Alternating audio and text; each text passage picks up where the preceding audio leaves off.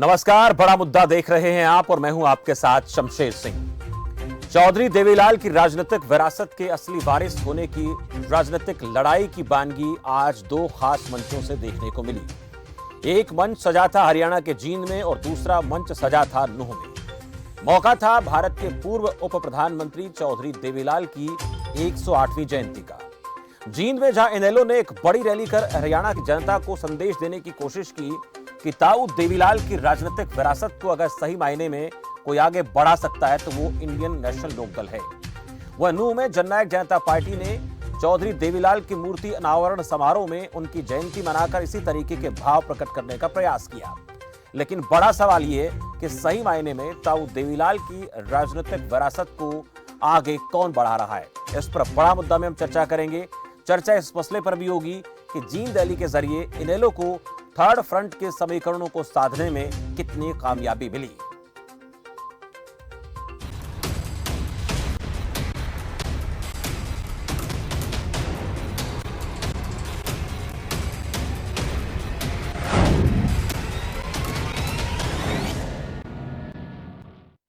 वही बात अगर जींद रैली की करें तो इनेलो के मंच पर कई दिग्गजों की मौजूदगी नजर आई।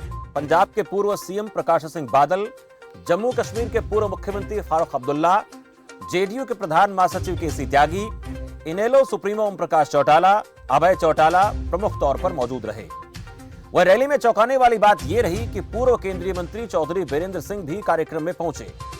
दूसरी तरफ नूंह में जननायक जनता पार्टी की तरफ से जो कार्यक्रम आयोजित किया गया उसमें हरियाणा के डिप्टी सीएम दुष्यंत चौटाला, जननायक जनता पार्टी संरक्षक अजय सिंह चौटाला तो वह दिग्विजय चौटाला ने मुख्य तौर पर कार्यक्रम को संबोधित किया। अब दो बड़े आयोजन हुए आज हरियाणा प्रदेश में, एक नूंह की धरती पर और दूसरा जींद की धरती पर। और यह आयोजन किसकी तरफ से किया गया? दोनों ही ऐसी पार्टियां जो कभी एक साथ हुआ करती थी, यानी चौधरी देवीलाल के विरासत को आगे बढ़ाने की, राजनीतिक विरासत को आगे बढ़ाने की बात किया करती थी, जिसमें जननायक जनता पार्टी और इंडियन नेशनल लोकदल दोनों पार्टियां। अब ऐसे में सवाल यह बनता है कि आज की बात करें तो धरातल पर कौन सी ऐसी पार्टी दोनों में से है जो चौधरी देवीलाल की राजनीतिक विरासत को आगे ले जाने के लिए पूरी तरह से तत्पर नजर आती है, या फिर दोनों ही पार्टियां अपनी तरफ से प्रयास कर रही हैं? दोनों सवालों पर बात करेंगे। इसके साथ साथ ये भी सवाल करेंगे कि चौधरी बीरेंद्र सिंह की जो अचानक से एंट्री होती है, हालांकि मन से कहते नजर आए कि मुझे ओपी चौटाला ने आमंत्रित किया था आने के लिए, ये क्या संकेत दे रहा है, इस पर भी बातचीत होगी। इसके साथ साथ ये भी बात करेंगे कि थर्ड फ्रंट को लेकर जो बात हो रही है, क्या वो थर्ड फ्रंट की आज तैयारी दिखी या फिर इंडियन नेशनल लोकदल अपनी संजीवनी हासिल करने की कोशिश में आज नजर आई? इस पर बातचीत करना बेहद जरूरी है। जींद रैली में जो लोग पहुंचे आपको बता दें, अभय चौटाला प्रधान महासचिव इनेलो, ये तस्वीरों में आप देख भी सकते हैं, ओपी चौटाला पूर्व सीएम हरियाणा, इन दिग्गजों ने आज जींद की रैली में संबोधित किया। केसी त्यागी प्रधान महासचिव जेडीयू, ये वो बड़े चेहरे आज जींद की रैली में नजर आए। वही दूसरी तरफ नूंह की रैली की बात करें, नूंह कार्यक्रम की बात करें तो वहां पर हमें जो नजर आया वो डिप्टी सीएम दुष्यंत चौटाला, दिग्विजय चौटाला और उनके पिता अजय सिंह चौटाला। मेहमानों का परिचय मैं आपसे कराता हूं, उसके बाद चर्चा को आगे बढ़ाता हूं। तीन खास सवालों पर बातचीत आज होगी। मेरे साथ ओंकार सिंह, प्रवक्ता इंडियन नेशनल लोकदल। ओंकार जी, बहुत स्वागत है आपका। जयवीर ढांडा, प्रदेश महासचिव जननायक जनता पार्टी से। जयवीर जी, बहुत स्वागत है आपका भी। और धीरेन्द्र अवस्थी, वरिष्ठ पत्रकार मेरे साथ है। धीरेन्द्र जी, आपका भी बहुत बहुत स्वागत है इस खास चर्चा में।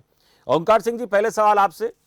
जींद में चौधरी देवीलाल जी की जयंती आप लोगों ने आज मनाई, 108वीं जयंती, और इस जयंती में जिन लोगों को आप लोगों ने आमंत्रित किया था उनमें ज्यादातर लोग पहुंचे। अब इसमें दो बातें बनती हैं, एक थर्ड फ्रंट की और दूसरा इंडियन नेशनल लोकदल पार्टी जो किसी वक्त हाशिए पर चली गई थी। आज की उस रैली से कितनी संजीवनी उसको मिली? संजीवनी ज्यादा मिली या थर्ड फ्रंट आपको यहां पर बेहतर नजर आया जिसकी कोशिश आप कर रहे हैं? शमशेर जी, सबसे पहले तो मैं आपके चैनल के माध्यम से देश और प्रदेशवासियों को ताऊ देवीलाल जी के 108वें जन्मदिन के उपलक्ष्य में शुभकामनाएं भेंट करता हूं और श्रद्धांजलि के श्रद्धासुमन अर्पित करता हूं चौधरी देवीलाल जी को। अब मैं बताता हूं कि जब जहां तक आप कह रहे थे कि विरासत किसके पास होगी, तो विरासत शमशेर जी जनता तय करती है। जब राजनीतिक मुद्दे आ जाते हैं तो जनता तय करती है कि विरासत किसकी होगी, वारिस कौन होगा। आज चौधरी देवीलाल जी का वारिस कौन है ये जनता को मालूम है।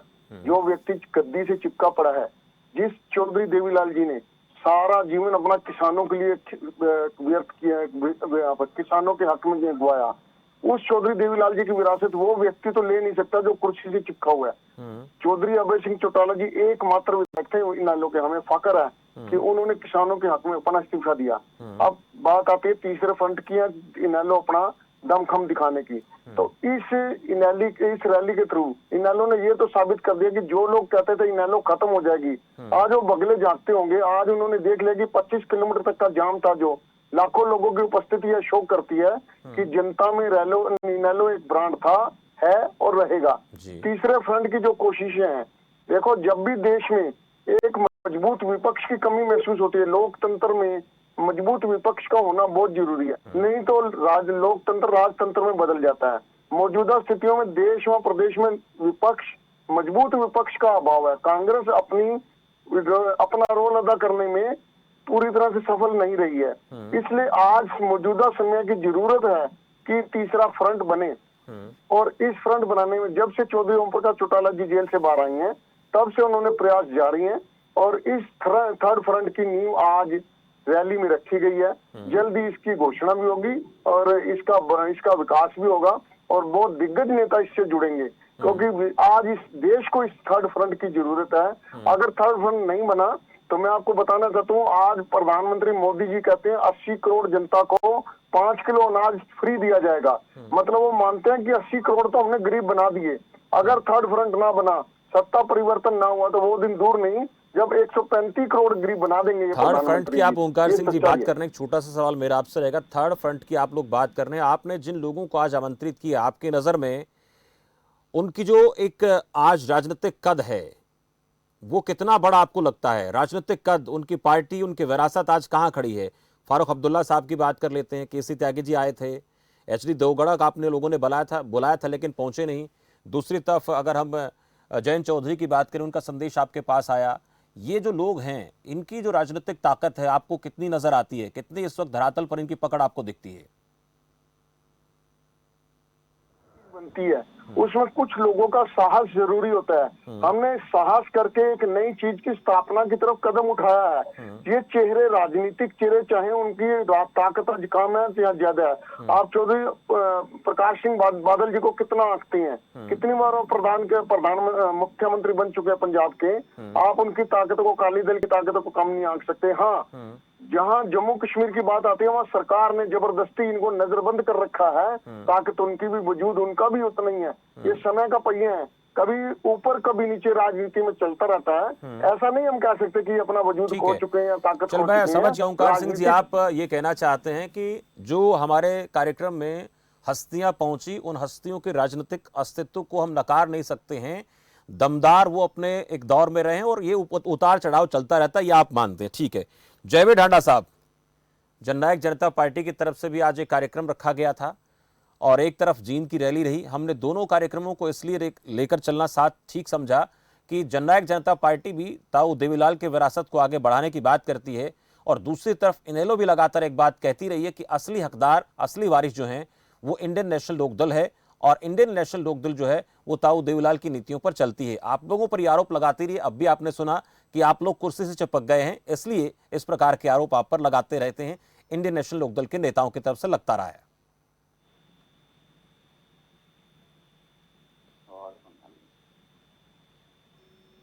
ढांडा साहब, जयवीर ढांडा जी, आवाज सुन रहे हैं मेरी आप? सर जी नमस्कार सर। जी सर नमस्कार, आवाज आ रही है मेरी? तो मैं हाँ जी अभी आई है सर। जी सर बोलिए। फर्स्ट खबर के सभी दर्शकों का मैं अभिनंदन करता हूं जी। और आज हरियाणा प्रदेश के निर्माता स्वर्गीय चौधरी देवीलाल का 108वां जन्म दिवस पूरे हरियाणा प्रदेश के अंदर बड़ी धूमधाम से मनाया गया और आज गुला चीका के अंदर हमारे पानीपत से प्रभारी भाई देवेंद्र खाद्यान जो उपस्थित रहे। देखिए, चौधरी देवीलाल एक यूनिवर्सिटी थे। उन्होंने देश और प्रदेश के अंदर अनेक काम किए। गरीबों को राशन देने की बात हो, बच्चा बच्चा योजना लागू करने की बात हो, और जिस तरह से उन्होंने गरीबों के उत्थान के लिए अनेक काम किए, अनेक योजनाएं लागू की हरिजन चौपाल है, वाल्मीकि की चौपाल है, कश्यप चौपाल है। सबसे पहले ये सभी जो नीतियां थी आदरणीय सब चौधरी देवीलाल जी ने लागू करने का काम किया था। और आज जननायक जनता पार्टी चौधरी देवीलाल के विचारों पर चलते हुए हरियाणा प्रदेश के अंदर जिस तरह से ताऊ देवीलाल की जो नीतियां थी, हमारे युवा उप मुख्यमंत्री भाई दुष्यंत चौटाला जी उनकी नीतियों को आगे बढ़ाते हुए दिन और रात मेहनत करके युवाओं की लड़ाई को लड़ रहे हैं। एक अहम सवाल मेरा आपसे ढांडा साहब कि जींद में हमने देखा वहां पर कई दिग्गजों को जुटाने में कामयाब रही इंडियन नेशनल लोकदल पार्टी और ये दावा कर ले कि असली विरासत के वारिस तो हम हैं। लेकिन दूसरी तरफ अगर मैं जननायक जनता पार्टी की बात करूं तो एक ज़माना था जननायक जनता पार्टी जब इस प्रकार के कार्यक्रम करती थी तो बड़ा हुजूम लोगों का जुटा था। आज वैसी स्थिति नजर नहीं आई, क्या कारण रहा? हालांकि एक बड़ी वजह तो ये मानी जाती है कि किसान आंदोलन के चलते जननायक जनता पार्टी बड़े आयोजनों से बचती है। क्या इसको कारण माना जाए या कुछ और वजह आपको नजर आती है? नहीं शमशेर जी, देखिए इसमें वजह कोई नहीं है। आज नुमेवास के अंदर दिल्ली बॉम्बे हाईवे के अंदर भाई दुष्यंत चौटाला जी ने चौधरी देवीलाल का स्टैचू लगाने का काम किया है। वहां पर हजूम आपको देखने को मिला होगा, तस्वीरें आपके पास भी पहुंची होंगी। लाखों की तादाद में वो लोग हरियाणा गए थे, वो कहीं दूसरे स्टेट से आए हुए नहीं थे। और वहां पर जो गैदरिंग थी आदरणीय डॉक्टर अजय सिंह चौटाला जी वहां पहुंचे हुए थे, हमारे उप मुख्यमंत्री भाई दुष्यंत चौटाला जी वहां पहुंचे हुए थे, आदरणीय निशान सिंह जी वहां पर पहुंचे हुए थे। सभी ने स्वर्गीय चौधरी देवीलाल जी को श्रद्धा के सुमन अर्पित करने का काम किया और युवाओं की आवाज उठाने का काम किया, युवाओं के हकों की लड़ाई लड़ने का काम किया। चाहे वो कॉलेज लेवल की बात हो, चाहे वो यूनिवर्सिटी लेवल की बात हो।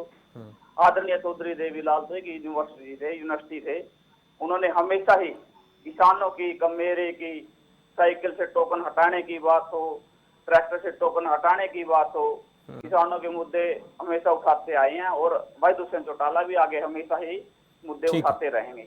धीरेन्द्र अवस्थी जी, आपने दोनों लोगों को सुन लिया, दोनों पार्टी के नेता अपनी अपनी बात रख रहे हैं, प्रवक्ता अपनी बात रख रहे हैं। मैं आपसे जानना चाहता हूं, जो राजनीतिक विरासत की लड़ाई इस वक्त जननायक जनता पार्टी में और इंडियन नेशनल लोकदल में छिड़ी आपको नजर आती है, दोनों अपने अपने तरीके से बात रखते हैं कि इस विरासत का असली वारिस जननायक जनता पार्टी है, उधर इनेलो कहती है कि हम इसके वारिस हैं। ये वारिस अपने आप को दिखाने की कोशिश तो कर रहे हैं, लेकिन हकीकत में आपको जो तस्वीर है वो क्या बनती इस वक्त नजर आती है हरियाणा की राजनीति में इंडियन नेशनल लोकदल की और जननायक जनता पार्टी की, दोनों की? देखिए, जहां तक चौधरी देवीलाल जी की बात है, चौधरी देवीलाल दोनों दलों में से कोई भी नहीं ले सकता। लेकिन जहां तक आज की रैली की बात है इनेलो की, उससे एक संदेश साफ चला गया है। इस रैली किसी को चिंतित होने की जरूरत है तो वो दुष्यंत चौटाला को है। ऐसा माना जा रहा था कि इनेलो का जो कोर वोटर था, चौधरी हार्डकोर सपोर्टर हुआ करते थे किसी जमाने में, पिछले चुनाव में 2019 विधानसभा चुनाव में वो छिटक कर दुष्यंत चौटाला की जी। इस रैली के बाद ये माना जा रहा है कि वो शायद समर्थकों की वापसी हो रही है इनेलो की तरफ। इनेलो आज जियो पर खड़ी है। ये वही पार्टी है जो 2019 में हरियाणा विधानसभा में मुख्य विपक्षी दल हुआ करता था, लेकिन आज तो संघर्ष कर रही है। शायद वो मैसेजिंग में सफल होते दिख रहे हैं। सियासत में मैसेजिंग के लिए ही सारे प्रयास किए जाते हैं। इस रैली के लिए पिछले कई महीने से इनेलो बहुत मेहनत कर रहा था। ओम प्रकाश चौटाला जब से जेल से बाहर निकल के आए हैं, उन्होंने लेकर जबरदस्त मेहनत की है। थर्ड फ्रंट की बात जहां तक है, वो बात तो समझ से परे है।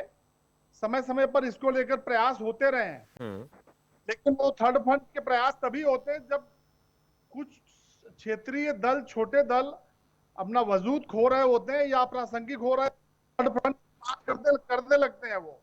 और आज भी जो लोग वहां आए, फारूक अब्दुल्ला हो या प्रकाश सिंह बादल हो, इनका दौर अब गुजर चुका है।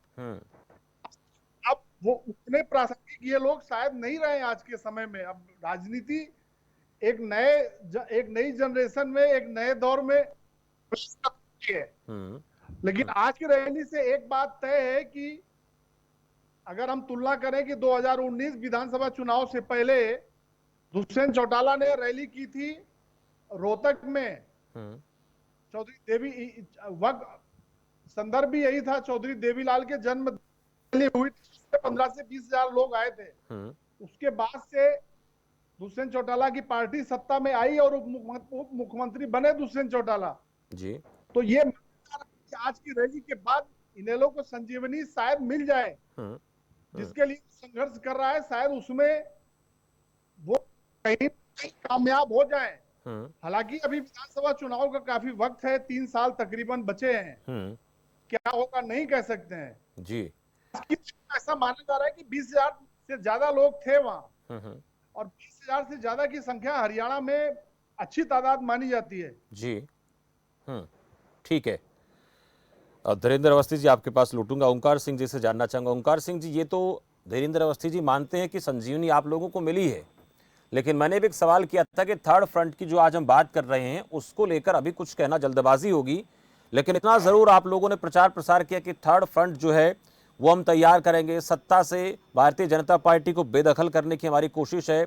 तमाम ऐसी चीजों को लेकर आप लोग लगातार जनता के बीच जाते हैं और आज के मंच से भी तमाम ऐसी चीजें देखने को मिली, लेकिन ये चीज लोगों के गले उतरना अभी कहीं ना कहीं उसमें समय लगेगा, वक्त लगेगा, क्योंकि जिन पार्टियों के साथ आप लोगों ने आज मंच साझा किया या उन लोगों ने आपके साथ मंच साझा किया, वो अपना जनाधार इस वक्त उतना उनका मजबूत नजर आता नहीं जितना होना चाहिए। हालांकि इस बात को आप स्वीकार करने की उतार चढ़ाव चलता रहता है।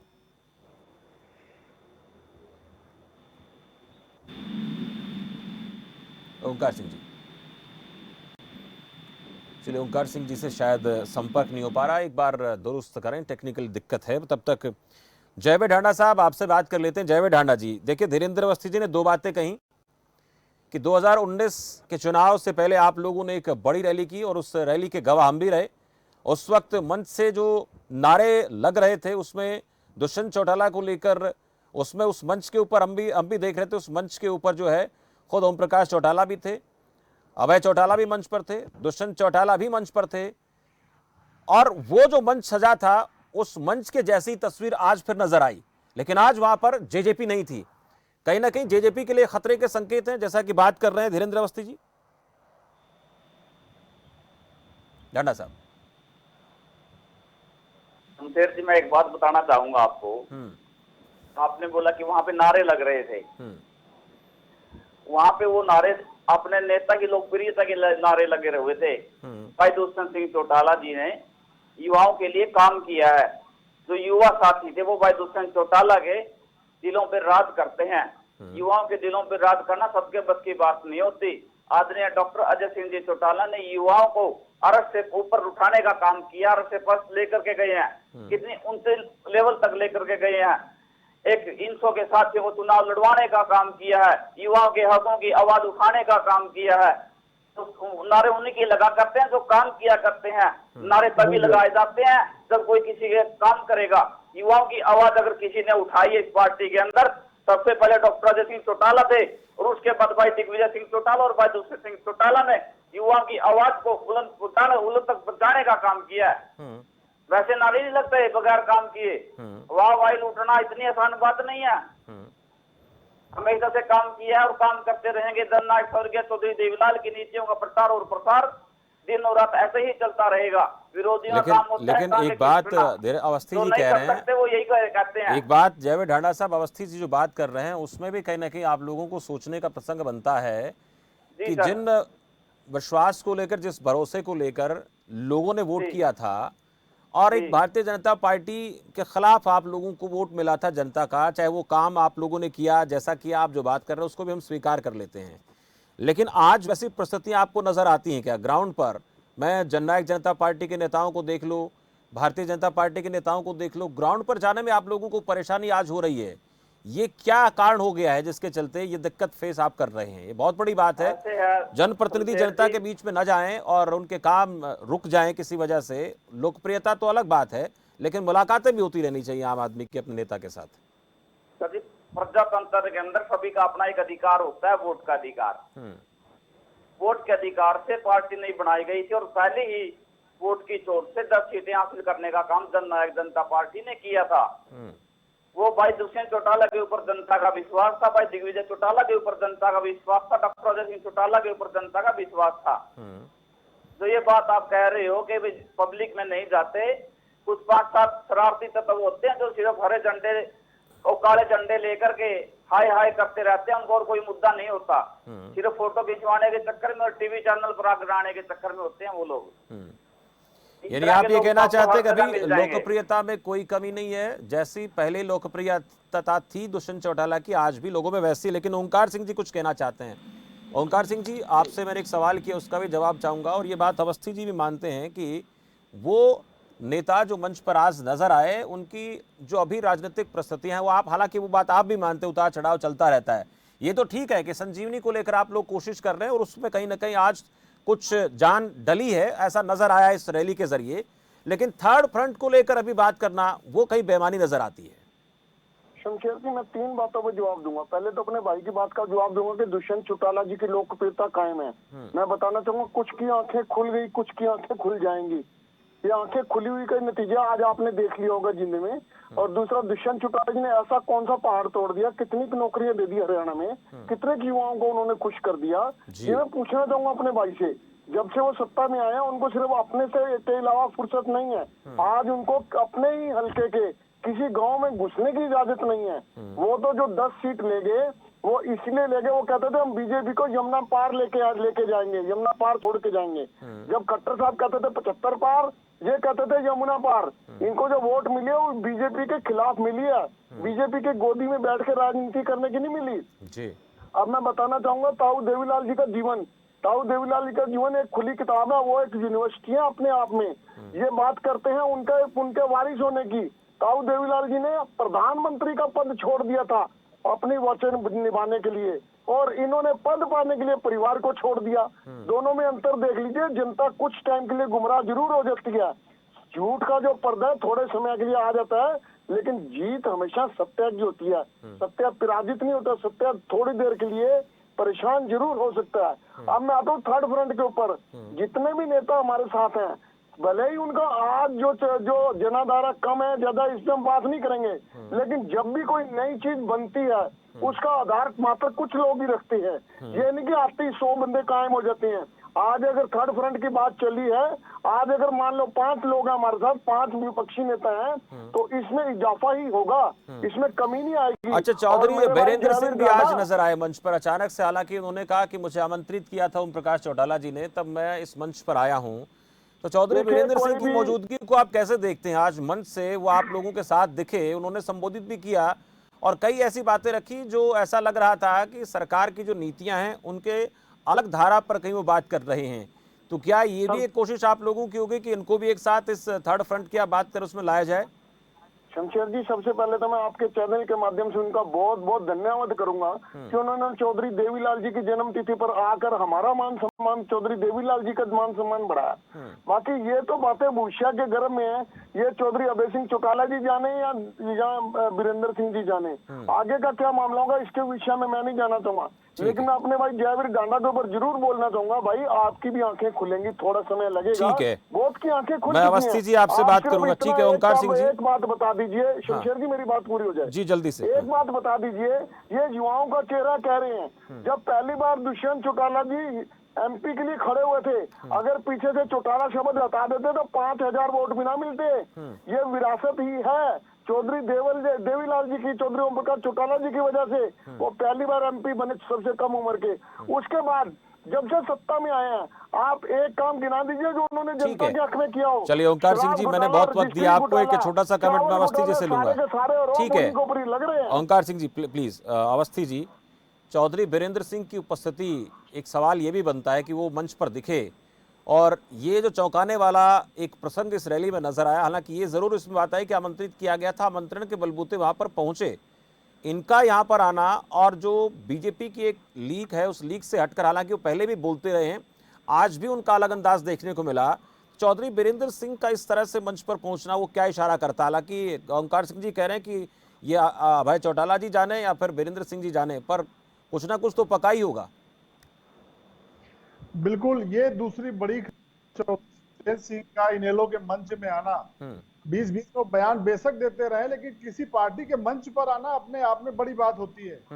आज से लोकसभा सांसद हैं, आपको याद होगा कि राकेश टिकैत ने बीच में एक बयान दिया था आंदोलन के बीच में कि भाजपा के एक सांसद जल्द इस्तीफा दे।